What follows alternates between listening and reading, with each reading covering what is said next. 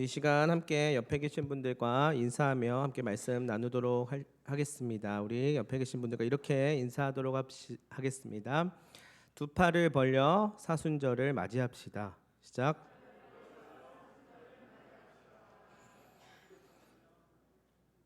네, 감사합니다. 늘 예배 설교를 시작할 때에 인사를 나누는데요. 어떤 인사를 해야 할까 항상 고민을 많이 합니다. 그리고 잘 넘어가면 참 감사하다는 생각이 또 들기도 합니다. 우리가 함께하고 있는 우리 교우들, 우리 옆에 함께 예배하고 있는 분들과 서로 자주 인사하고 또 얼굴을 보고 또 이야기를 나누며 또 하나님에 관한 많은 대화들을 하게 되는 풍성한 나눔들이 우리 모임 가운데 함께하기를 간절히 바랍니다.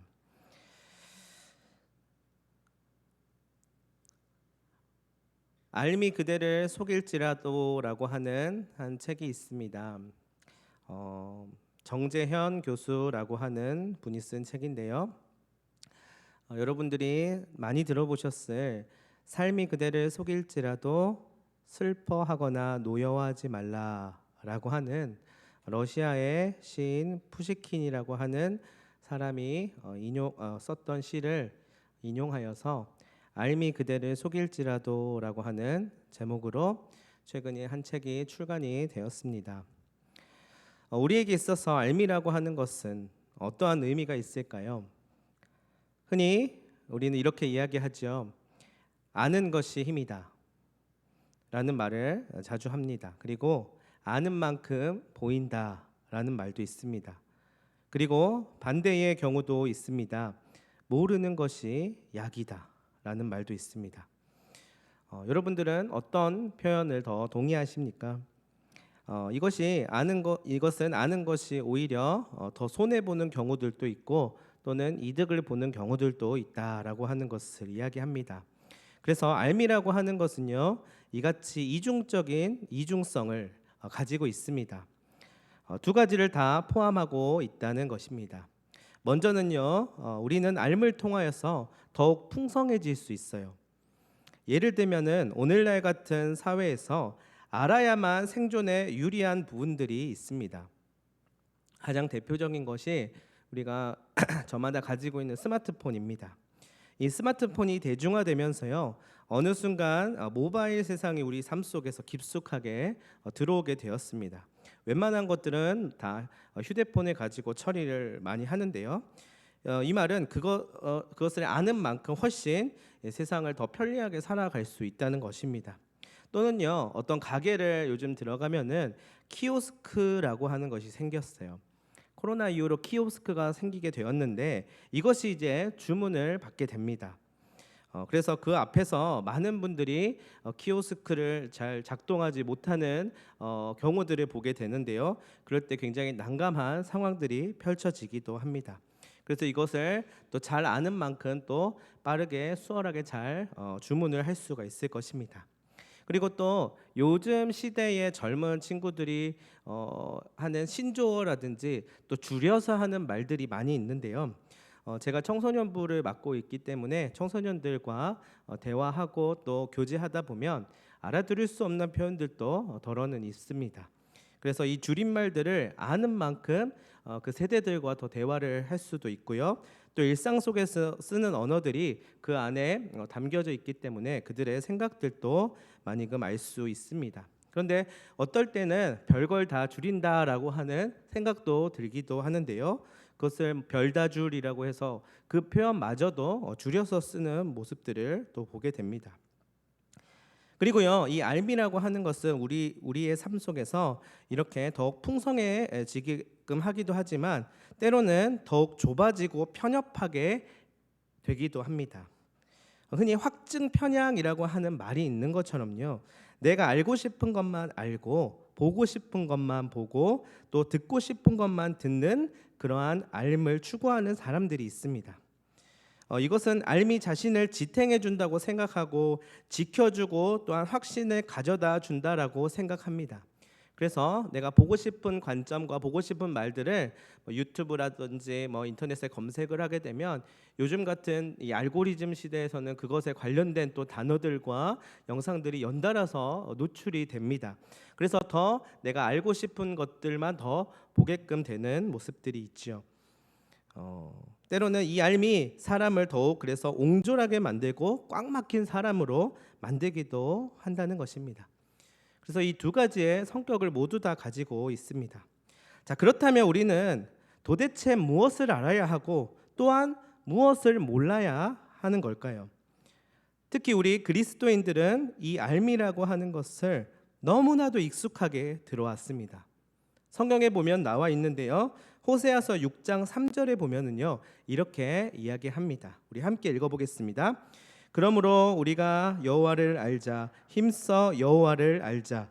그의 나타나심은 새벽빛 같이 어김없나니 비와 같이 땅을 적시는 늦은 비와 같이 우리에게 임하시리라 하니라. 아멘. 여러분 잘 아시는 구절입니다. 이 구절을 보면 우리는 하나님을 알아야 합니다. 그것도 힘써 알아야 합니다. 근데 중요한 것은 잘 알아야 한다는 것입니다. 잘못 알면은 큰일 나기 때문이죠. 잘 알려면 어떻게 해야 할까요? 깊이, 오래, 그리고 더욱 가까이 그분과의 교제 가운데 들어가야만 합니다. 그리고 진정한 하나님과의 만남을 통해 참된 삶의 세례를 받아야 할 것입니다. 제가 학교에서 공부할 적에 이런 말이 자주 선생님들로 하여금 들려지게 되었습니다. 책 한 권 읽은 애가 세상에서 제일 무섭다. 학생들에게 이렇게 이야기하시는 선생님들이 있었는데요. 어떠한 책을 잠깐 보면서 드는 생각과 느낌의 매력을 느껴서요, 그 부분과 문장과 표현들이 마치 전체적인 통찰인 것처럼 급하게 판단하고 생각하고 결론 지어버리는 경향들이 있다는 것입니다. 그러나 참된 알미란 넓이와 깊이를 계속해서 쌓아가야만 합니다. 그래서 공부를 어설프게 조금만 한 사람이 자기 신념을 갖게 되면은요, 그게 제일 무섭다라고 어느 한 교수님이 말씀하신 적도 있습니다. 그렇습니다. 변은 익을수록 고개를 숙이지요.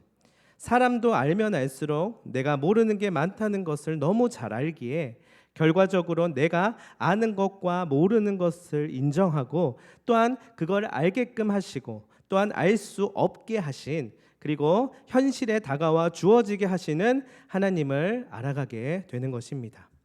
그래야만 자신이 하나님을 섣불리 판단하지 않게 됩니다.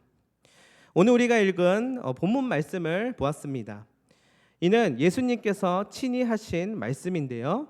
우리 다시 한번 그 말씀을 읽어보도록 하겠습니다. 12절 말씀입니다. 시작. 그러므로 무엇이든지 남에게 대접을 받고자 하는 대로 너희도 남을 대접하라. 이것이 율법이요 선지자니라. 아멘. 한마디로 말해서 남을 정죄하지 말라는 것입니다.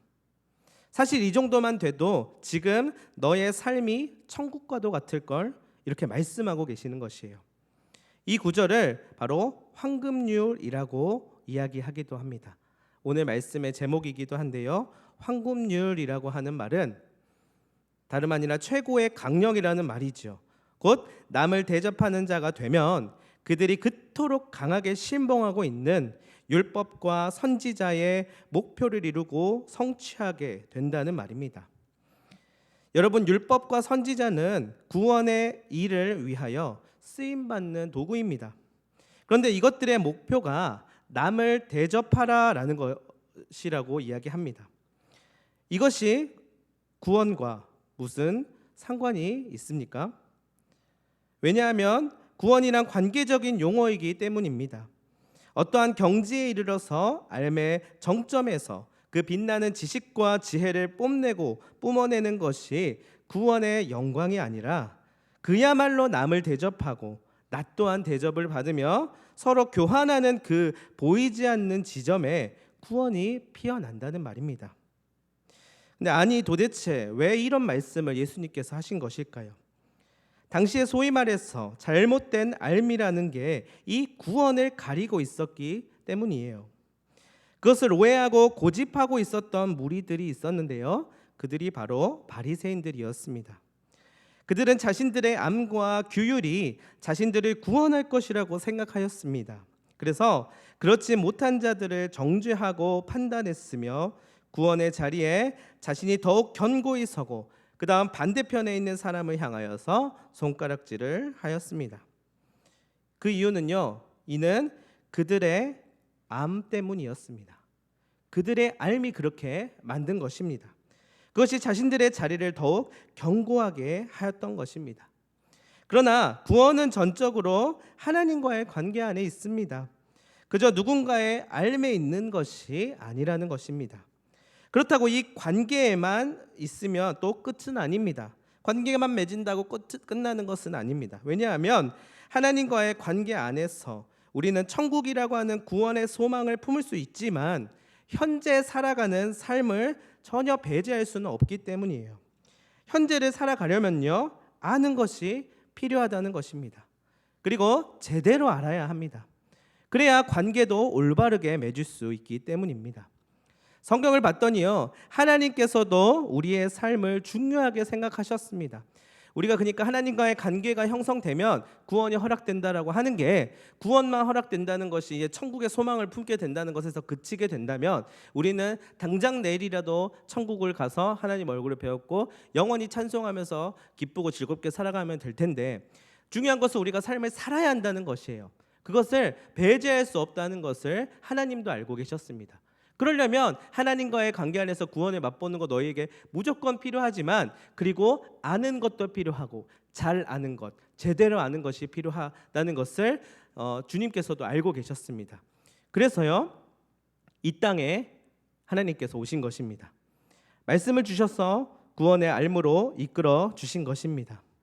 그러나 지금 본문에서 바리새인들이 이 말씀을 잘못 알고 있어서 소위 말해서 맘대로 해석하여서 당시 심각한 위험을 초래했다는 것을 볼 수 있습니다.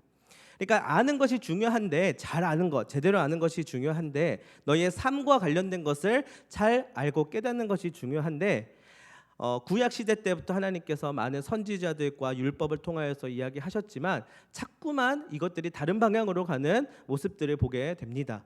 그리고 나서 지금 예수님께서 말씀하신 이 본문의 상황에서는 바리새인들이라고 하는 무리들이 이 알미라고 하는 것을 완전하게 잘못 해석하고 있었다는 것을 말해주고 있는데요. 바로 그것을 보시고 주님께서 이 땅에 내려오셔서 그것을 다시금 재정립해 주시는 모습을 볼 수 있습니다.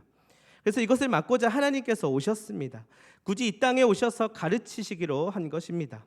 바리새인들이 어떤 것을 구체적으로 잘못했냐면요, 바로 간단합니다. 하나님의 이름으로 사람을 죽이고 있었던 것입니다.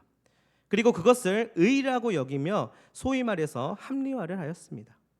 왜 그랬습니까? 한마디로 내가 의롭게 되기 위해서 남들과는 다른 자리를 만들어야 했기 때문입니다. 그리고 자신의 암과 경험을 이용하여 그 자리를 이제 성역으로 만들었던 것입니다. 오늘날에도 비슷한 경우들이 있습니다.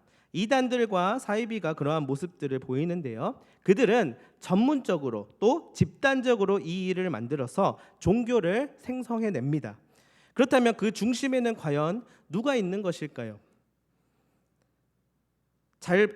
그들이 말하는 표현을 들어보면 그들도 하나님을 중심에 두고서 이야기합니다. 그들의 말들이 정말 우리가 보는 것처럼 허무맹랑한 말씀에 대한 해석이나 그들이 추앙하는 교주를 바라보면서 그 중심에 두면서 이야기하는 것으로 우리는 여기기 때문에 전혀 말도 안 되는 것처럼 생각하는 것이 당연합니다. 그러나 그들은 그렇게 생각하지 않을 것입니다. 왜냐하면 그 하나님이 자신들이 믿고 있는 하나님이기 때문입니다. 그리고 그 집단의 대표는 하나님의 대언자이자 하나님의 사자라고까지 이야기합니다.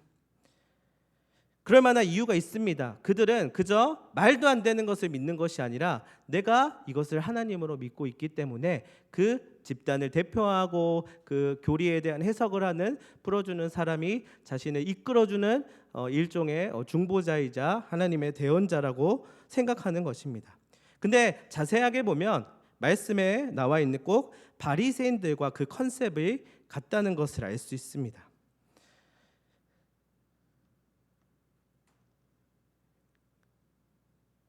그들이 믿고 있는 하나님은 어떤 하나님이었을까요? 그들의 하나님은 우리가 말하는 하나님과 또한 무엇이 다른 것일까요? 우리는 정통이라고 하는 표현을 씁니다. 정통교단, 우리 교단은 정통교단이지요. 정통교단이라고 쓰고 정통교리 안에서 말씀을 풀이하는 해석 안에서 하나님을 믿고 있습니다. 자, 그렇다면 이 아까 말했던 이단 사이비와는 어떤 부분이 다른 것일까요? 그들도 나름대로 믿고 따르는 이유가 있을 것입니다. 그렇지 않을까요? 그들도 그들을 정통이라고 생각하는지도 모르겠습니다. 그들은 쉽게 말해서 이러한 잘못을 범하고 있습니다. 바로 자기 주관적인 영역에 그늘에 피하는 습관을 가지고 있는 것입니다. 그러니까 그들이 믿고 있는 하나님을 신앙 고백하고 그것을 정립하여서 성경 공부를 가르치고 또 교리화하는 것을 우리가 법적으로 그것을 따져서 심판을 하고 벌을 줄 수 없는 부분들이 분명히 있습니다. 그러나 그들이 잘못 해석하고 있다는 것을 우리는 잘 알고 있지만 그들은 자기 주관적인 영역의 그늘에 피하는 습관을 가지고 있는 것입니다. 여기에서의 삶은 그들을 구원시켜주고 자유케 해주고 의롭게 해주는 것처럼 보입니다. 그곳에 뭔가 있는 것처럼 스스로 착각하게 됩니다.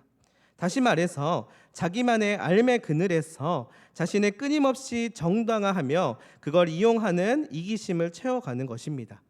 자, 그리고 나서 굳혀버립니다. 마치 콘크리트가 부어지듯이 단단한 형체를 만들고 그 위용을 드러내며 끝내 자신이 하나님이 되어 소위 하나님 놀이에 빠지게 되는 것입니다. 이를 무너뜨리고 경계하고 깨부수는 훈련이 남을 대접하라는 훈련입니다. 스스로 삶의 견고한 허상을 지우는 연습을 하는 것입니다. 그리고 이 모든 것들의 원리는 주님의 십자가 아래 시작되고 마치게 된다는 것을 깨닫는 것입니다. 남을 대접하라. 왜 이 말을 하셨을까요? 남을 대접하면 좋은 일이니 남을 대접해라. 단순하게 이러한 의미로 말씀하신 것이 아닙니다. 너의 구원을 위하여 그리고 남의 구원을 위하여 그 구원을 십자가의 사랑이 이루어 주리라 이야기하는 것입니다. 따라서 십자가는요, 이 세 가지의 역할을 감당합니다. 첫 번째는 자기 객관화를 가능하게 합니다. 소위 말해서 자기 스스로 주관적인 영역의 그늘에 피하는 습관을 깨부시는 것입니다. 자기 합리화를 벗어나게 합니다. 우리가 십자가 앞에 서면 거 보십시오. 제가 하는 말이 맞았지요. 하나님이 알고 있는 거 제가 좀 모르고 잘 아직 부족하니까 그걸 바르게 전수해 줘서 제가 그것을 잘 탑재하게 해 주십시오. 이런 자세가 나오지 않습니다. 진정 십자가 앞에 나아가면요, 내가 어떠한 존재이고 어떠한 상태에 있고 어떠한 자리에 있든지 간에 하나님의 십자가 앞에서 모든 것들이 무너지고 낮아지며 그 안에서 주시는 하나님의 새로운 은혜들로 가득 차서 이제는 그 이전에 없었던 은혜로 자유함을 누릴 수 있게 됩니다. 이것은 나의 주관성에 의하여서 나오는 나의 표현이 아닌 전혀 나와는 별개의 것인 하나님께서 주시는 은혜로 새로워지게 되는 것입니다. 그래서 내가 죄인이라고 하는 것을 깨닫게 됩니다. 면밀하게 따져서 내가 몇 월 며칠에 몇 번의 죄를 저질렀는지 잘 몰라도 하나님 앞에 서면 내 스스로가 얼마나 부족한 죄인인지 객관적으로 보이게 됩니다. 두 번째로는 하나님의 사랑으로 이제 치유함을 경험하게 됩니다. 마치 우리가 병원에서 수액을 맞는 것처럼요, 기력이 회복되게 됩니다. 세 번째로는 나의 문제와 생각을 변화시키게 됩니다. 나의 문제와 생각이 이제는 내가 했던 방식, 나의 삶의 방식이 아니라 십자가의 은혜의 방식으로 전환이 되면 이제는 이 문제와 생각들이 변화되는 것을 경험하게 됩니다. 그것이 절대적이지 않았다는 것, 나의 삶이 절대적이지 않았다는 것을 인정하게 되는 것입니다. 왜냐하면 십자가는요, 나의 문제와 생각을 벗어난 신비였기 때문입니다. 여러분, 이 십자가를 알고 계십니까? 여러분은 이 십자가를 진정 알고 계셨습니까? 그렇다면 얼만큼 알고 계셨습니까? 혹시 아직 모르고 계시진 않으십니까? 바리새인들은요, 십자가를 알았을까요? 알았습니다. 당연히 알았습니다. 바리새인들에게 십자가는요, 뭐였냐면 사람을 죽이는 도구였습니다. 십자가는 원래 정치범들을 처형하는 사형틀이었기 때문인데요. 심지어 예수님을 죽이고 이전부터 알고 있었고 경험해온 것들을 더 굳건하게 지켜내어 견고하게 만드는 계기를 이 십자가로 마련하였습니다. 그래서 그들이 십자가를 바라볼 때는 굉장히 무섭고 굉장히 두려운 이미지가 떠올랐을 것입니다. 그들이 지켜낸 말씀, 그들이 수호한 알미 더욱 강해지게 되자 끝내 메시아를 죽이기까지 하여 그 힘을 건재하다는 것을 스스로 증명하는 수단으로 사용하였습니다. 그렇다면 그들에게 있어서 부활은 무엇일까요? 자, 십자가는 그렇다고 한다면 부활은 무엇일까요? 부활은 그들에게 있어서 그런 일은 있을 수 없는 일입니다. 그저 시체를 도난당하는 일로 여겨버리는 수준으로 정리할 수밖에 없습니다. 예수님께서 실제로 부활하셨다거나 부활할 만한 가능성 자체를 배제하고 그저 그들의 알과 경험에 나올 수 있는 결과는 시체를 도난당했다라고밖에 이야기할 수 없는 것입니다. 왜냐하면 무덤의 시체가 없어졌다는 것은 누군가가 훔쳐갔다는 것밖에 그들의 알에 있어서는 나올 수밖에 없는 결론이기 때문입니다. 여러분, 우리는 십자가 아래, 십자가 안에, 십자가 곁에서 비록 자격 없지만 어떠한 모습이라도 소용없는 그분의 사랑과 신실하심 가운데 살아갑니다. 우리의 삶이 어떠하든 우리의 경험이 어떠하든 십자가 곁에, 십자가 앞에 살게 되면 비록 자격이 없지만 우리가 어떠한 모습이라도 그 모습으로 인하여서 나올 수 있는 결과물이 아니라 그 알므로 인하여서 성취하고 그 경험으로 인하여서 우리가 더욱 쌓아지게 되는 지식들이 아니라 그 어떠한 모습이라도 소용없는 그분의 사랑과 신실하심 가운데 들어가게 됩니다. 그리고 그 자리에서 살면 되는 것입니다. 그것이 바로 오늘 말씀, 이 황금률이라고 하는 것의 원리이며 다 함께 그 자리에서 살아가는 자들의 기본적인 자세가 됩니다. 거기에는 누구도 하나님이 되지 않아도 되는 것입니다. 저는 개인적으로 인본주의와 신본주의를 나누어서 이야기하는 것을 그렇게 좋아하지는 않습니다. 왜냐하면요, 두 가지의 흑백을 가지고 결국 한 가지의 의로움을 드러내기 위해서 이 구도를 이야기하기 때문입니다. 그리고 대부분 신본주의를 수호하는 분들의 특징은 인간이 중심이 되는 인본주의를 경계하고 하나님이 중심이 되는 신본주의적 관점을 가져야 한다라고 말하며 본인이 그 편에 서서 신본주의의 선봉자가 되기도 합니다. 그런데요, 저는 어떠한 경우에 더러는 하나님의 이름으로 신본의 기치로 사람을 죽이면서 하나님 놀이에 빠진 진짜 인본주의자들을 보게 됩니다. 하나님을 이용하여서 자기 중심적인 인본을 행하는 것입니다. 저는 그것이 진정 인본주의가 아닐까 생각합니다. 그러나 다른 의미로 인본주의란 실제로 그 깊이를 들여다보면 사람의 생각과 신체와 세포와 물질 작용을 주관하시는 하나님을 발견할 수 있습니다. 그 마음의 중심에 사람을 이처럼 사랑하시는 하나님을 경험할 수 있게 됩니다. 문제는 우리가 이 하나님 놀이에 자주 빠지는 유혹을 받는다는 것입니다. 그렇기에 진짜 하나님의 사랑 안에 거하는 자가 돼야 하는 것입니다.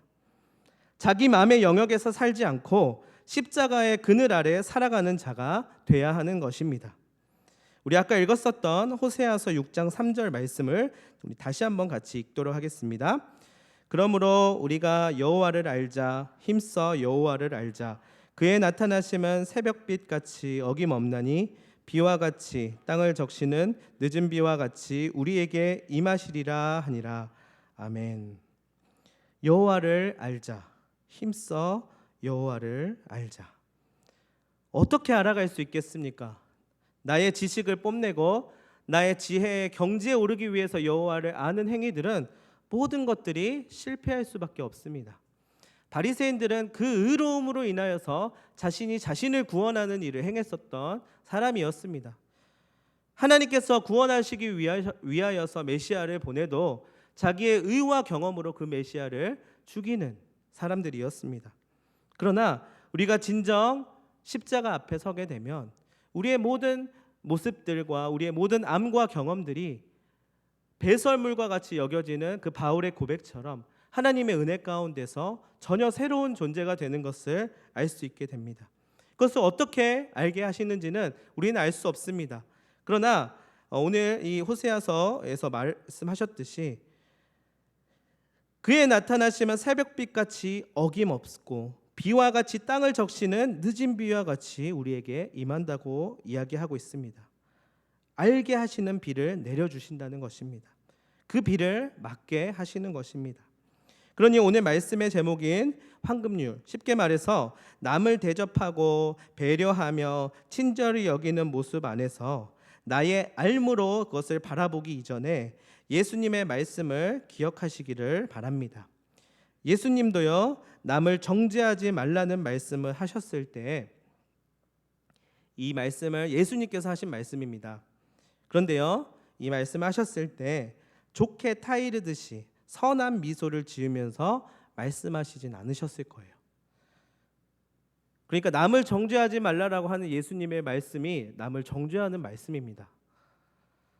남을 정죄하지 말라, 아이고 우리 내 새끼 잘 지내렴 이렇게 말씀하신 게 아니라요. 바리새인들을 향하여서 지금 이야기하고 계시는 거예요. 남을 정죄하지 말아라. 예수님도 화를 내시고요, 꾸짖기도 하셨습니다. 그런데 이 말씀을 잘 보면은 중요한 것은 이 언어의 문자적인 표현이 아니라 그분의 의도와 의미입니다. 십자가의 그늘 아래 들어오라고 하는 하나님 아버지의 부르심이요 사랑입니다. 구원의 반대길로 걸어가지 않게 하기 위한 초청이고 외침입니다. 바리새인들을 향하여서 지금 꾸짖으시고 있는 것처럼 보입니다. 그러나 단순하게 그들을 향하여서 꾸짖는 것도 아닙니다. 그들에게 구원의 반대길로 자꾸만 가려고 하지 말고 이 하나님의 그늘 아래, 하나님의 십자가 안에 들어와야지 자꾸만 너의 영역으로 빠져서 그 가운데서 자유함을 찾아가고 구원을 찾아가려고 하지 말고 그 반대길로 걸어가지 않기 위하여서 오히려 그들을 초청하고 있고 그들을 향하여서 외치고 계시는 것입니다. 우리 또한 마찬가지입니다. 우리는 삶을 살아가면서 우리가 살아온 암과 경험으로 인하여서 많은 것들을 판단하고 생각하면서 살아갑니다.